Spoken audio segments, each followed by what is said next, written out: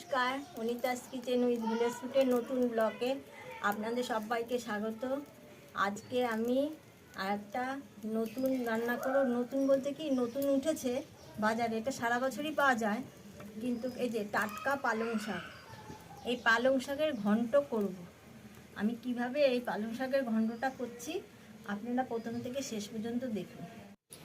এই পালং শাকের ঘন্টর জন্য পালং শাক এরকম করে কুচিয়ে নিয়েছি, আর নিয়েছি বেগুন এভাবে কেটে নিয়েছি, আলু, সিম নিয়েছি, সিমও নতুন সিম নিয়েছি, আর বরবটি নিয়েছি, আর ধনেপাতা কুচি, আর বড়ি নিয়েছি, আর হলে টমেটো নিয়েছি।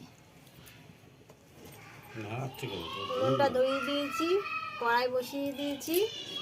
এবার কড়াইতে তেল দিয়ে দেবো। কড়াইতে তেল দিয়ে দিলাম, তেলটা একটু গরম হোক, এই বড়িগুলো ভেজে নেব আমি। এবার বড়িগুলো দিয়ে দিলাম তেলের মধ্যে। তেলে এই বড়িগুলো ভালো করে লাল লাল করে ভেজে নেব। এই পালং শাকের ঘন্ট এখন খুবই ভালো লাগে খেতে। শীতের মধ্যে নানান রকম সবজি, এই সবজি এখন সবসময় খেতে হবে।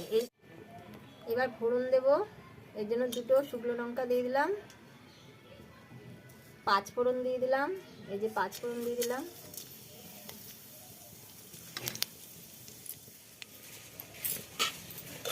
ফোড়নটা হয়ে গেছে। এবার আদা কুড়িয়ে রেখেছিলাম, সেই আদা ফোড়ন দিয়ে দিলাম।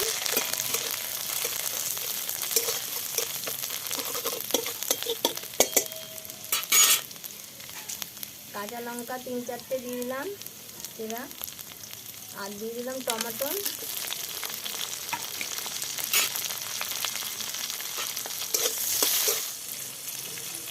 এবার আলু দিয়ে দিলাম, সিম দিয়ে দিলাম, বরবটি দিয়ে দিলাম, বেগুনটা আর পালং শাকটা পরে দেবো। এগুলো একটু ভাজা হবে তারপরে এবার নুন দেবো, হলুদ দেবো। নুন দিয়ে দিলাম, হলুদ দিয়ে দিলাম,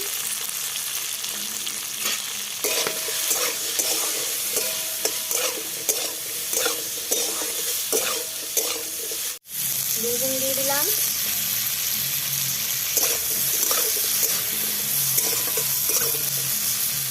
পালং শাক দিয়ে দিলাম,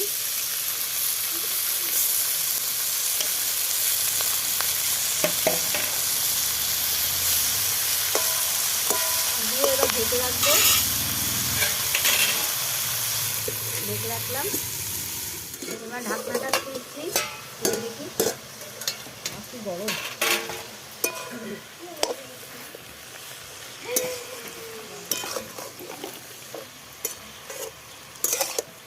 এই পালং শাকের জলে এই ঘন্টটা তৈরি হবে। তা আবার ঢেকে রাখবো, ঢেকে ঢেকে করবো। দেখছি কোথায় নিয়ে যাবো, অনেকটা মজেছে, আলুটা সিদ্ধ হয়েছে, আর একটু সিদ্ধ হলে বেগুনও সিদ্ধ হয়ে গেছে। আর একটু ঢাকা দিই, জলটা আরও ফুটিয়ে নিই।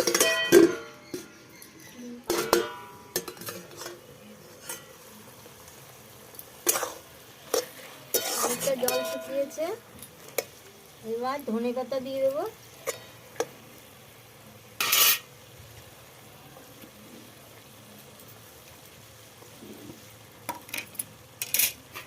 এবার বড়ি দিয়ে দিলাম, ভাজা বড়িগুলো।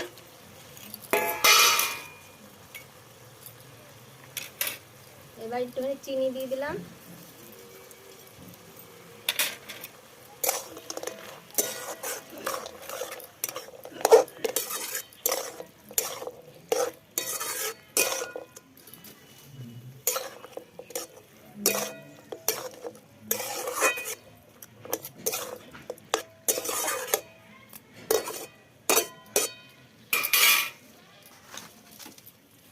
পালং শাকের ঘন্ট হয়ে গেছে, এবার নামিয়ে নেব।